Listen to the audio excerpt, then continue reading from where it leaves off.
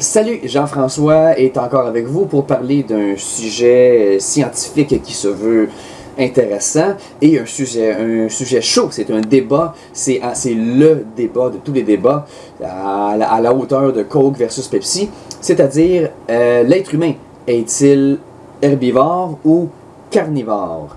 C'est quelque chose, vous n'avez pas besoin de moi pour émettre une opinion là-dessus, je suis persuadé, tous les gens ont d'habitude une position assez ferme là-dessus, mais permettez-moi de glisser mon petit grain de sel quand même et de vous dire ce que j'en pense, ce qui pourrait peut-être régler le débat une fois pour toutes.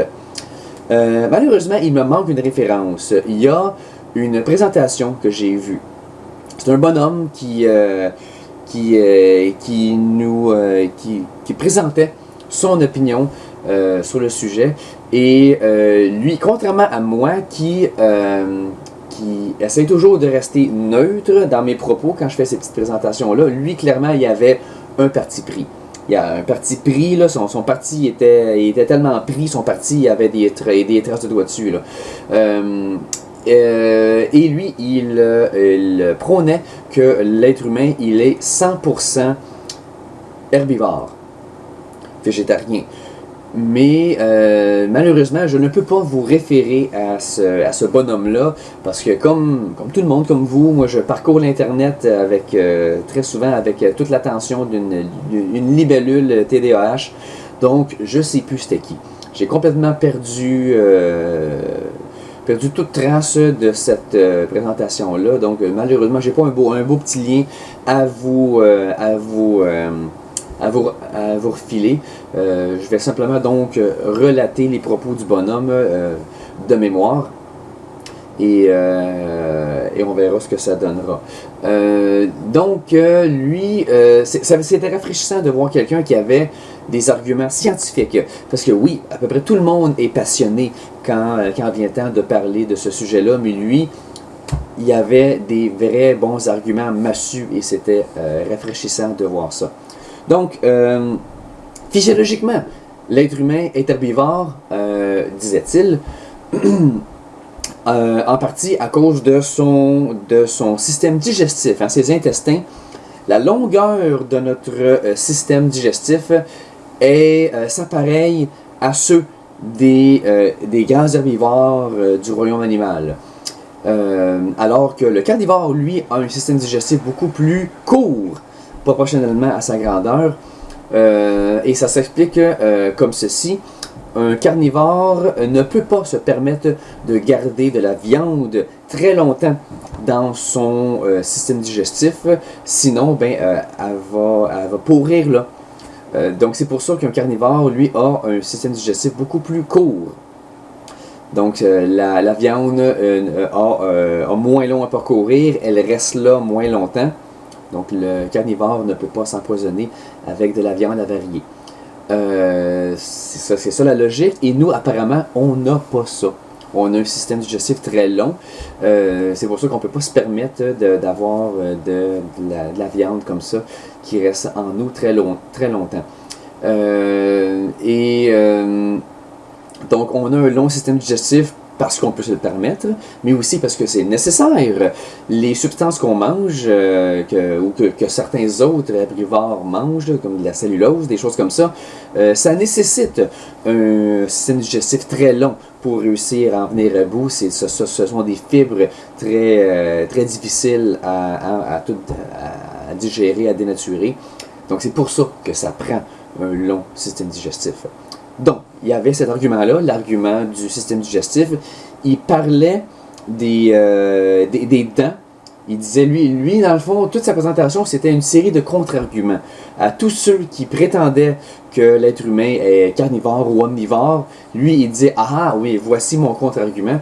Malheureusement, le contre-argument qu'il avait à présenter au sujet des dents, je m'en souviens difficilement. C'était... C'est-à-dire les gens qui disent oui, mais regardez, on a des dents d'omnivores. Si on était 100% herbivore, pourquoi on aurait des incisives et des canines, des dents pointues, des dents tranchantes? Son contre-argument, je crois que c'était simplement, il prônait par l'exemple. Il donnait des exemples d'herbivores dans le royaume animal qui, eux aussi, ont des dents pointues et des dents tranchantes. Pour toutes sortes de raisons. T'as une noix à ouvrir ou je sais plus, non, c'est pas un bon exemple en tout cas. Ça, c'est un peu plus vague dans mon souvenir, mais je crois que ça qui donnait plein d'exemples des animaux qui sont herbivores comme nous, qui ont la physiologie d'un herbivore, et pourtant, comme nous, ont des dents tranchantes et pointues, ont toutes sortes de dents. Donc, il réussit à prouver que ça, c'est pas un argument suffisant pour faire de nous un omnivore ou un carnivore. Ça veut rien dire. Il y en a plein d'autres, des herbivores qui ont des dents pointues et tranchantes. Bon, je crois que c'était ça son argument. Et finalement, il y avait aussi l'argument psychologique. Nous n'avons pas la psychologie d'un carnivore. C'est pas naturel pour nous. Il donnait l'exemple, tu peux faire une expérience, tu peux la répéter 100 000 fois, l'expérience. Tu mets un petit enfant et un petit lapin dans une pièce, tu regardes, jamais que l'enfant va avoir le réflexe de sauter à la gorge du lapin puis le dévorer tout rond. Là. Je veux dire, 1000 fois sur 1000, l'enfant va cajoler le lapin, c'est sûr. Là. Donc, on n'a pas le réflexe du carnivore, on est répugné par ça. C'est-tu pas la preuve, l'argument massu? Ça, on met ça dans nos films d'horreur. Du sang, des dégoulinants, puis de la chair. Ça, c'est des choses, on se fait des peurs avec ça. C'est bien la preuve que c'est repoussant pour nous, donc on n'est pas des carnivores. Et ceux qui font de ça leur carrière, un boucher, un chasseur, ceux pour qui c'est monnaie courante, ça, dedans, de travailler avec des viscères, puis envoyer donc, même pour eux, c'était pas inné, ça. Il y a eu une période d'adaptation. Tout boucher, tout chasseur a dû combattre un certain réflexe de dégoût à leur début, j'en suis persuadé.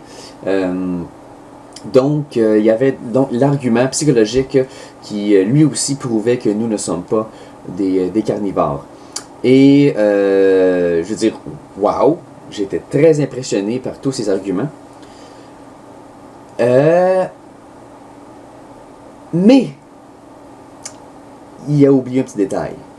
Un gros détail. Et c'est pour ça que c'est malheureux que j'ai perdu toute trace de ce bonhomme-là, que je ne sais plus d'où venait cette présentation vidéo que j'ai vue, parce que j'aurais tellement aimé lui écrire, pouvoir communiquer avec lui, juste pour lui demander, mais que penses-tu de ce petit détail-là? Et c'est ça l'argument que moi j'amène. Voici la touche que j'apporte à ce débat-là. Le détail qu'il a oublié, c'est tout simplement le feu. Le feu. À peu près l'invention la plus vieille de l'histoire. C'est ça qui nous permet, nous, de s'approprier certains traits carnivores sans pour autant l'être pour vrai.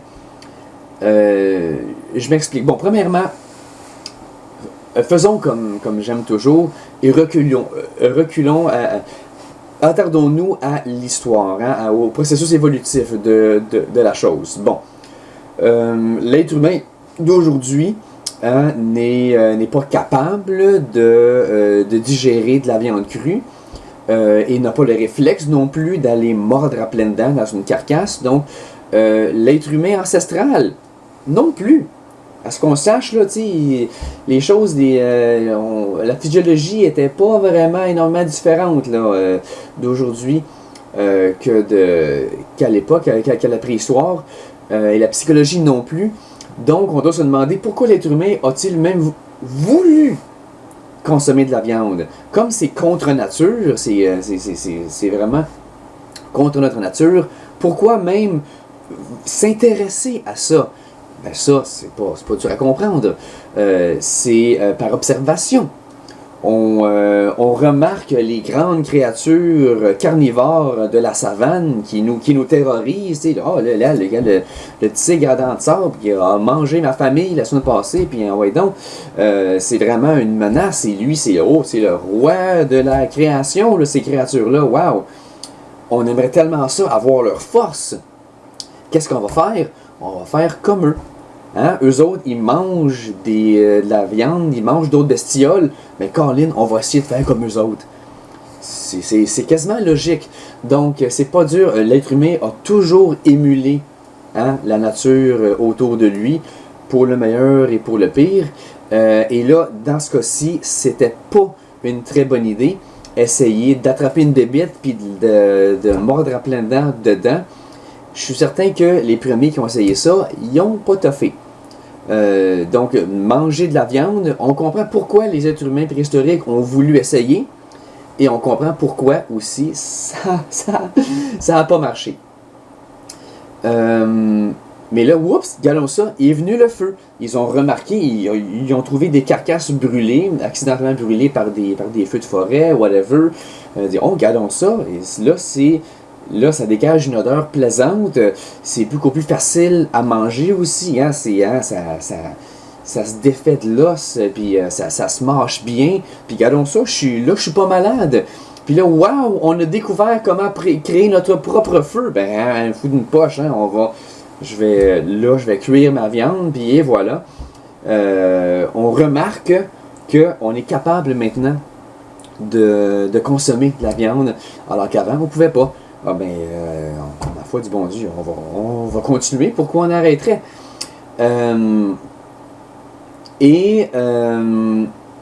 Mais là, la question, pourquoi on n'est jamais devenu, pourquoi on a encore la physiologie d'un herbivore? Pourquoi on n'est jamais devenu des vrais carnivores? Si le feu nous a permis de devenir carnivores, comment ça se fait que on a encore la physiologie de l'herbivore?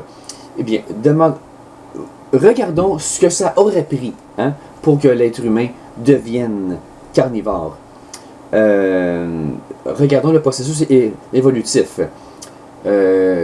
Comme j'aime toujours demander, pourquoi, c'est quoi la réponse? Quand quelqu'un demande pourquoi tel être vivant est comme il est, eh bien la réponse est toujours, parce que ceux qui ne l'étaient pas, fait longtemps qu'ils sont morts.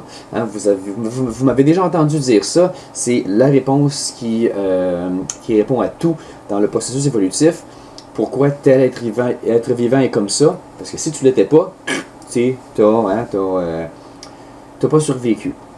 Qu'est-ce que ça aurait pris donc pour que tous les êtres humains qui n'étaient pas carnivores soient éliminés et donc maintenant qu'on soit devenu carnivore? Eh bien, il aurait fallu que ça aurait pris un changement. Parce que tu n'évolues pas tout seul, ça prend des changements dans ton environnement. Il aurait fallu qu'il y ait un être humain préhistorique qui décide pour une raison X que même si on n'a pas encore le feu, on n'a pas eu la brillante idée de cuire notre viande, on va se forcer pour la manger pareil, crue. Et on va mourir par centaines de milliers, c'est sûr, mais les rares phénomènes qui vont survivre à ce régime-là, eh bien, eux, ça veut dire qu'ils ont une mutation quelconque qui fait en sorte qu'ils sont capables de digérer la viande et leurs enfants vont être capables de le faire aussi. Et d'une génération à l'autre, simplement par processus évolutif, par sélection naturelle, ceux qui sont pas capables ou qui sont moins capables de digérer la viande vont à chaque génération être éliminés et c'est juste ceux qui sont le mieux capables qui vont réussir à être en santé et voilà, graduellement on va avoir une race d'êtres humains qui sont 100% carnivores qui vont avoir qui vont avoir muté carrément. Et là, finalement, on aurait un être humain moderne qui est 100% carnivore. Pourquoi ça s'est pas passé comme ça? Pourquoi tout le processus que je viens d'expliquer, d'exposer ici, pourquoi ça ne s'est pas produit? Eh bien, je le répète, on a déjà notre réponse. C'est le feu, justement. Parce qu'on avait le feu, on n'a pas eu besoin. Je ne sais pas pourquoi on aurait voulu se soumettre à ce processus absolument insensé. Je veux dire, on est herbivores, vivons avec. Mais pour une raison quelconque, si on avait voulu se forcer à évoluer, à devenir carnivore, on aurait pu, mais on n'a jamais eu besoin parce qu'on avait le feu. Donc c'est pour ça que l'être humain carnivore moderne n'existe pas, parce qu'on avait cette invention-là du feu. En d'autres mots, on a triché. On a triché. D'ailleurs, j'aimerais ça aussi rajouter, vous vous souvenez de mes tout premiers arguments, là, pas dans cette présentation-là, mais dans mes autres présentations. Une de mes toutes premières, là, où j'avance l'hypothèse que l'être humain n'évolue plus. Hein? La sélection naturelle a moins d'emprise sur l'être humain moderne grâce à notre conscience, grâce à toutes nos inventions, grâce à la globalisation. Hein? Là, ce n'est plus la survie du plus fort, l'élimination du plus faible, parce qu'on est capable de faire survivre tout le monde, on est capable de venir en aide à tout le monde, et on le fait. Donc là, l'être humain n'évolue plus, n'est plus soumis au même processus évolutif. Et je maintenais dans ces présentations-là que c'est quelque chose qui est vrai de notre histoire humaine, qui n'est vrai que dans les environ 100-200 dernières années. Là. Vraiment, l'âge de la révolution industrielle et au-delà, c'est à partir de ce moment-là que, quand la technologie a commencé à monter en flèche, c'est à partir de ce moment-là et que aussi on a eu la globalisation que la sélection naturelle a commencé à avoir moins d'emprise sur nous. C'est ça que je maintenais dans mes autres vidéos, vous vous souvenez. Eh bien maintenant qu'on vient de parler de l'être humain carnivore, tricheur, avec son feu et tout ça, là, on remarque que l'invention du feu, là, c'était la première fois que l'être humain s'est mis à se dissocier du processus évolutif. Donc, c'est pas vrai de dire que c'est juste dans les 1 ou 2 derniers siècles qu'on a commencé à se défaire de l'emprise de la sélection naturelle. Même l'être humain préhistorique, avec l'invention du feu, avait déjà commencé à tricher comme ça. Donc, à évoluer grâce à son intelligence et non pas grâce au processus naturel de sélection. Donc voici ce que j'en conclus. C'est l'être humain est-il herbivore, carnivore? À ça, je répondrais en 2 mots. L'être humain est un omnivore tricheur. Ce n'est pas un vrai omnivore, c'est pas un ours qui mange de tout, parce qu'on a effectivement la physiologie d'un herbivore. Le bonhomme, il avait raison. Écoute, si vous l'aviez entendu, là, et que c'était les arguments massus, vous les avez entendus, je vous les ai relatés, mais grâce à notre petit truc qui s'appelle le feu, grâce à notre viande cuite, eh bien, ça nous permet de tricher et de s'approprier certains traits de carnivore sans l'être pour autant. Donc, voici ce que je maintiens. Omnivore tricheur, c'est ce que nous sommes. Allez-y, pensez-en ce que vous voulez en penser, bien sûr, c'est tout à fait votre droit. Mais maintenant, là, attention, là, il reste encore un débat très intéressant. C'est bien beau de conclure que physiquement, nous sommes des omnivores tricheurs. C'est bien beau. Mais moralement, devrait-on consommer de la viande? C'est ok, le JF Bibo a conclu que oui, on peut grâce à la cuisson, etc. Yes, bon, le débat est clos. Non, le débat n'est pas clos.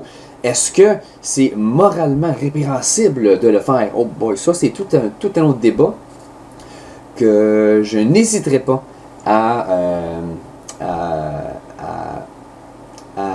duquel je n'hésiterai pas à débattre. Commencer ma phrase.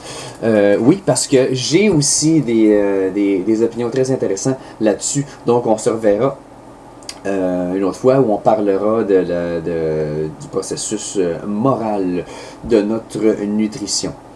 Eh bien, donc, je vous dis au revoir. N'hésitez pas à regarder toutes les autres discussions qui, je crois, sont intéressantes sur ma chaîne. Donc, toutes sortes de discussions scientifiques intéressantes, mais également toutes sortes de niaiseries, plein de petits sketchs humoristiques. N'hésitez pas à vous abonner et à regarder et à voir ce que j'ai à dire. Et d'ici la prochaine fois, ben, je vous dis au revoir et allez manger une bonne collation de votre choix.